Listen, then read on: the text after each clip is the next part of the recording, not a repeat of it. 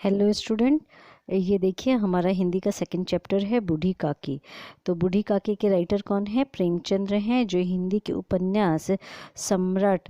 ये जो प्रेमचंद्र हैं हिंदी के राइटर में सबसे ही बहुत ही अच्छे राइटर, मतलब इनको सम्राट के तौर पे मतलब सम्राट कहा गया है।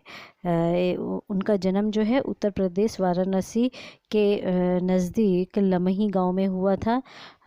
उनका जो पहला नाम है वो धनपत राय था। शिक्षा काल में वो उन्होंने अंग्रेजी के साथ साथ उर्दू भी सीखा, मतलब पढ़ाई की थी, उर्दू का भी अध्ययन किया था।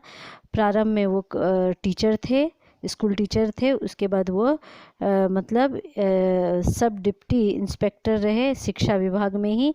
उसके बाद वो स्वतंत्रता के लिए, आज़ादी के लिए लड़े थे। इस कारण उन्होंने अपना जॉब छोड़ दिया था और उसके बाद वह स्वतंत्र लेखक बने। उसके बाद उन्होंने कहानियाँ, उपन्यास और नाटक भी लिखे हैं। उसमें से गबन, वरदान, प्रतिज्ञा, सेवा सदन, प्रेम श्रम, रंगभूमि, कर्मभूमि, निर्मला, कायाकल्प, गोदान, मंगलसूत्र, ये सब उनके उपन्यास है। मानसरोवर, ये सब उनकी कहानियों का संग्रह है। और इस लेसन में उन्होंने एक बूढ़ी काकी के, देखिए यहाँ इस लेसन का नाम ही है बूढ़ी काकी। तो इन्होंने मतलब ये बूढ़ी काकी एक मतलब इसमें राइटर जो है प्रेमचंद्र ऐसे दयनीय वृद्ध, मतलब बहुत ही मतलब कितना खराब उनका हालत है वो इसमें बता रहे हैं। और लोग उनको कितनी उपेक्षा, मतलब सबसे उनको कितनी उपेक्षा मिलती है, मतलब तिरस्कार। हाँ, लेकिन वो जो बूढ़ी काकी है वो अपना जीवन का हर सुख जो है वो अच्छे से, हर दिन वो अच्छे से बिताना चाहती हैं। चलिए अभी इसका हम सारांश देखते हैं। पहले हम बूढ़ी काकी के बारे में थोड़ा सा जान लेते हैं। जो बूढ़ी काकी जो हैं वो कभी, उनका भरा पूरा परिवार रहता था। उसके पति और नवजात बेटे की मृत्यु हो जाने के कारण वह बिल्कुल बेसहारा हो गई थी। उसके बाद उन्होंने क्या किया, अपना पूरी जायदाद जो है वो अपने भतीजे को दे दी और वो रहने लगी। उनके भतीजे का नाम बुद्धिराम और उनकी बीबी का नाम जो है वो रूपा है। उनके 3 बच्चे हैं, 2 लड़के हैं और एक छोटी लड़की है। लड़की का नाम है लाडली। उसके बाद बड़े बेटे का नाम है सुखराम और छोटे बेटे का नाम का कुछ इसमें लेसन में बताया नहीं है। तो इसमें बूढ़ी काकी जो है वो एकदम बूढ़ी हो गई हैं, दोनों पैर से उन चल नहीं पाती हैं, मतलब वो एकदम ही बूढ़ी हो गई है। उनको अब कोई विवेक नहीं रह गया है, उनको अब कुछ तरह की भी चाह नहीं रही है, एक्सेप्ट उनको खाने की सिर्फ चाह रह गई हैं। हाँ, तो इसमें बताया है जो वो बूढ़ी काकी जो है उनको मतलब कब दुख होता है, जब उनको खाने का लेट हो जाता है, खाना टाइम से नहीं मिलता है, या कोई चीज़ बाहर से कोई ख़रीद के लेके आता है उनको नहीं मिलता है। जब ये होता है उसके बाद खाना यदि कम पड़ जाए तो वो बूढ़ी काकी को बहुत ही तकलीफ़ होती है। तो देखो जो अपना उनका पूरा जो है पूरा जो पैसा है वो अपने भतीजे को दे चुकी हैं और वह अब भतीजा और उसकी बीबी के ऊपर एकदम निर्भर हो गई हैं। तो अब देखो, तो ये जो है, ये जो पूरा ये जो लेसन है वो वही मतलब उसके लड़के का, मतलब बूढ़ी काकी के भतीजे के लड़का, मतलब सुखराम के तिलक का है। मतलब शादी से पहले तिलक होता है ना, जैसे यहाँ पे ये होता है, क्या बोलते हैं, सगाई समझ लीजिए। तो वो सगाई होती है ना, तो लोग आते हैं ना, तो वो सगाई का बता रहे हैं, जो तिलक है उनके घर में, तो सब मेहमानों के लिए खाना बन रहा है। और बूढ़ी काकी का रोना जो था वो साधारण रोना नहीं था, वो गला फाड़ फाड़ कर रोती थी। हाँ, उसके बाद क्या था, जो उस घर में वो जो उसके लड़के थे, मतलब उसके भतीजे के लड़के जो थे, वो बूढ़ी काकी को हमेशा परेशान करते थे। और उसकी जो छोटी लड़की थी लाड़ी, उसको थोड़ा सा मतलब बूढ़ी काकी के प्रति स्नेह था। तो वो क्यों स्नेह था, क्योंकि वो दोनों भाई जब उसको लाड़ी को कुछ मिलता था खाने के लिए, मिठाई विठाई, तो वो खाने के लिए बूढ़ी काकी के पीछे छिप जाती थी या बैठ जाती थी, तो वो शांति से खा लेती थी, नहीं तो उसके भाई लोग उसको खाने नहीं देते थे। और उसके कारण जो था लाड़ी का स्नेह जो है वो बूढ़ी काकी के प्रति थोड़ा सा था। तो ये जो शादी का मतलब ये तिलक का जो टाइम है, तिलक में क्या घर में अच्छी अच्छी खाना बन रहा था। मतलब इसमें बताया गया जो मतलब पूड़ियाँ तला रही थी, तो ये सब जो है इस और सब्जी बन रहा था एकदम मसाले वाली सब्जी, तो इसकी खुशबू जो है वो बूढ़ी काकी के रूम में, कोठरी में जा रही थी। तो इसके कारण बूढ़ी काकी को जो है रहा नहीं जा रहा था, तो वो घसकते घसकते वो आंगन में आ जाती है कड़ाहा के पास, और जो है रूपा वो देख लेती है, तो उसको गुस्सा आ जाता है, और वो बूढ़ी काकी को बुरा भला बोल के वो वहाँ मतलब उसके रूम में जाने के लिए कह देती है, या जाने के लिए कह देती है। उसके बाद जो है फिर से वो बूढ़ी काकी रूपा से कोई मतलब ये नहीं जो रूपा ने कोई गलत काम किया ऐसा उनके मन में नहीं रहता है, और वो खुद ही अपने आप को ये कहती है, मतलब अपने आप को ही शिकायत करती है जो मैं क्यों चली गई। हाँ, अभी पहले सब मेहमान खाएंगे कि घर वाले खाएंगे, ऐसा वो जो बूढ़ी काकी है वो खुद ही को अपने को ही कोसती है, जो मैं क्यों, मेरे में इतना भी दिमाग नहीं रह गया है, ऐसा मतलब खुद ही को कोसती है। ऐसा सोचते सोचते वो गाना भी गाती है, मतलब गुनगुनाने लगती है लेटे लेटे, और फिर उसको जो वो स्मेल है ना खाने का, तो इसके वजह से वो उसको फिर से चली जाती है।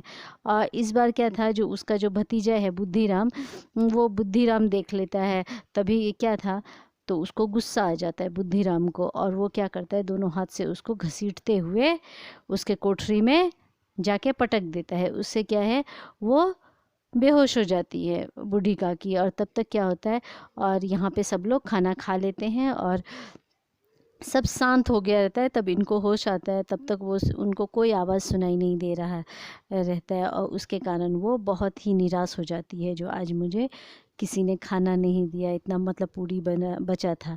तो मतलब ऐसा हुआ। तब लाड़ी जो है, लाड़ी को बहुत चिंता होती है, तो सबके खाने के बाद वो लाड़ी क्या करती है, लाडली क्या करती है, जो उसको खाने के लिए पूरी दिए रहते हैं वो बचा के, वो बूढ़ी का जब सब लोग सो जाते हैं 11 बजे रात हो जाती है, तब वो चुपचाप जाके बूढ़ी काकी को, तब बूढ़ी काकी बेचारी ऐसे ही रो भी नहीं सकती है, क्योंकि रोएगी, शादी का घर है, तो सब लोग मेहमान क्या बोलेंगे, सब लोग बोलेंगे बुरा कर रही है, तो इसीलिए वो रो भी नहीं पाती है।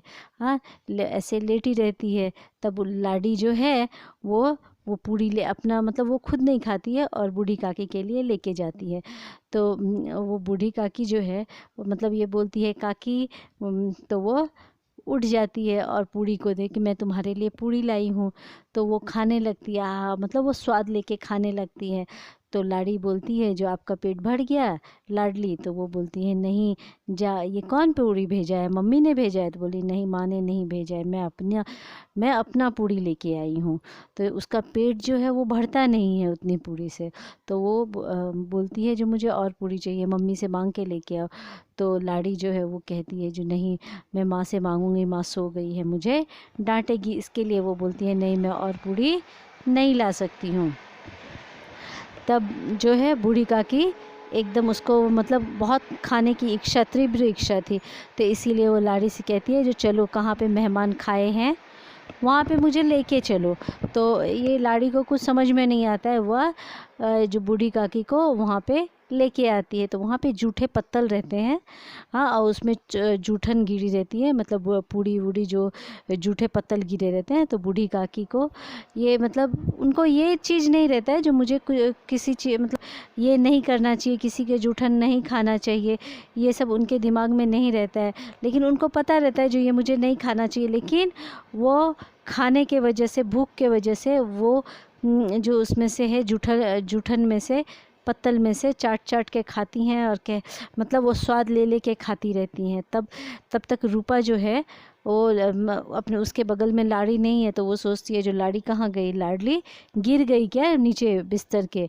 तो ऐसे देखती है और उसका नींद खुल जाता है, और वो देखती है जो बाहर आंगन में लाडली जो है वो एक जगह खड़ी है, और बूढ़ी काकी जो है वो जूठे पत्तलों में से जूठन मतलब खा रही है। तो उसको वो देख के अपने क्रूरता मतलब उसका रियलाइजेशन होता है, जो मैं जो हूँ कितना ख़राब कर रही हूँ, जो मैंने उनका सब प्रॉपर्टी ले लिया है, मैं उनको क्या खाना नहीं दे सकती हूँ, मतलब उनको उनका मतलब ये फ़र्ज़ बनता है, जो मैं उनका सब ली है तो कम से कम उनको पेट भर के खाना देना चाहिए, तो वो मैं नहीं कर रही हूँ। तो ये जो है उसके बाद इस लेसन में बताया, जो वो आकाश के तरफ देखती है, आकाश के मतलब मुझे उसको आत्मबोध होता है, उसके बाद उसको बहुत बुरा लगता है जो मैंने ये क्यों किया ऐसा।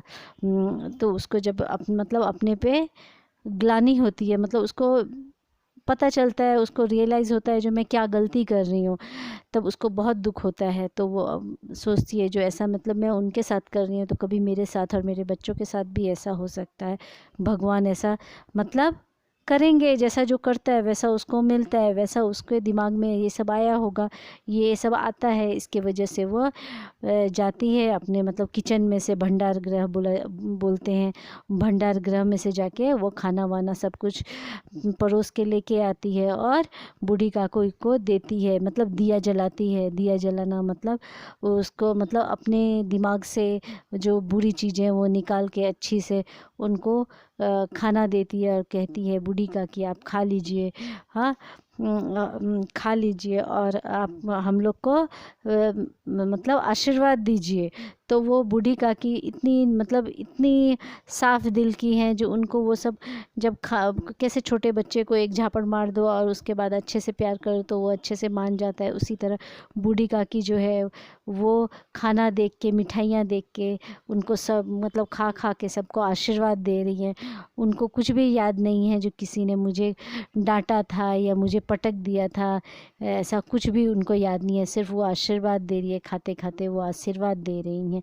यही है बूढ़ी काकी का ये। तो इसमें क्या है, जो हृदय कांपने का दृश्य यही चीज़ है, जब वो रूपा का नींद खुलने पे जो वो देखती है जूठन में से जो बूढ़ी काकी पूड़ियाँ निकाल के अच्छे से खा रही हैं, तो जब उनकी इतनी प्रॉपर्टी, हाँ इतनी मतलब इतने अच्छे से रहने वाली, और उनकी ये दशा हो गई, ये बहुत दयनीय दशा है। इसीलिए हमें यदि अपने घर में कोई बूढ़ा हो तो बूढ़े का थोड़ा सा ध्यान रखना चाहिए। इस लेसन में हमें जो राइटर हैं यही बता रहे हैं। यदि सबसे पहले यदि बूढ़ी काकी ही खा लेती, हाँ तो कुछ हो नहीं जाता। ये ज़रूरी थोड़ी है जो मेहमान खाएं, क्या एक जन के खाने से जो है वो पूड़ियाँ या सब्जी कम नहीं पड़ जाएगा। हाँ वो बूढ़े हैं, यदि उनको खिला दिया तो कुछ होने वाला नहीं है। इस लेसन से हमें यही सीख मिलती है, जो हमें अपने बड़ों का आदर करना चाहिए, हमेशा उनके तरफ थोड़ा सा प्यार दिखा दें तो सबसे अच्छी बात है। Thank you for watching my video. ये बूढ़ी काकी, और दूसरा यदि इसके क्वेश्चन आंसर चाहिए तो आप मुझे कमेंट ज़रूर करिए।